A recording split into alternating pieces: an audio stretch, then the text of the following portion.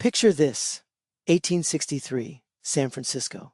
The Civil War is still raging, and a young black woman named Charlotte L. Brown makes a simple request to ride the streetcar just like anyone else. When she's told no, her refusal to back down sparks a legal battle that changes history forever. This is her story. Charlotte L. Brown was born in Maryland in 1839. Her father, James, was once enslaved, but her mother, a free seamstress, bought his freedom. In the 1850s, the family moved to San Francisco, chasing the opportunities of the gold rush.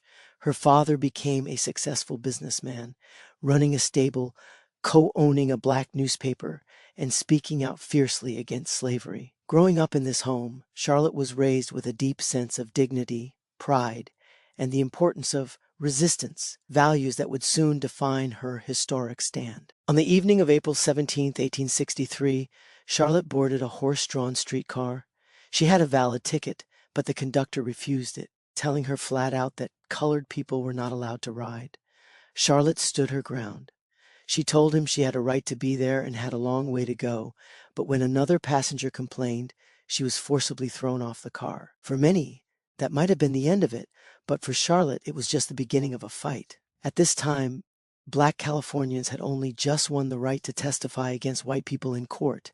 Their legal standing was precarious, but Charlotte and her father did something incredibly brave. They sued the Omnibus Railroad Company. Their first attempt was a setback. The court awarded her only a tiny sum, the cost of her ticket, but Charlotte refused to give up. She took the company back to court. This time, the judge's ruling was a bombshell. He declared that segregating public transit was intolerable. Charlotte was awarded $500, a huge sum at the time. This was more than just a personal victory. It was a landmark ruling for every African American in the city. It was a powerful message that justice was possible. Charlotte's victory set a legal precedent that rippled across California.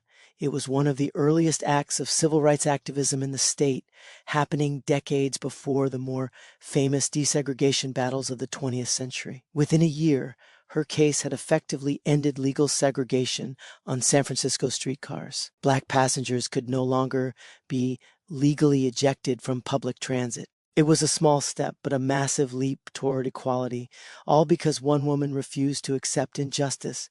So what happened to this trailblazer? After her historic win, Charlotte continued to serve her community.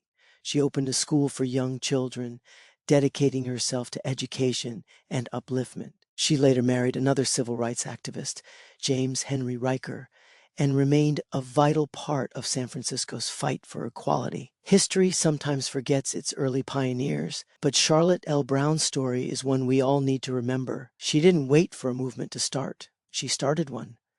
She used her voice, the law, and her unshakable courage to demand dignity and equality for all. Her legacy reminds us that real change often begins with a single person saying, "No more."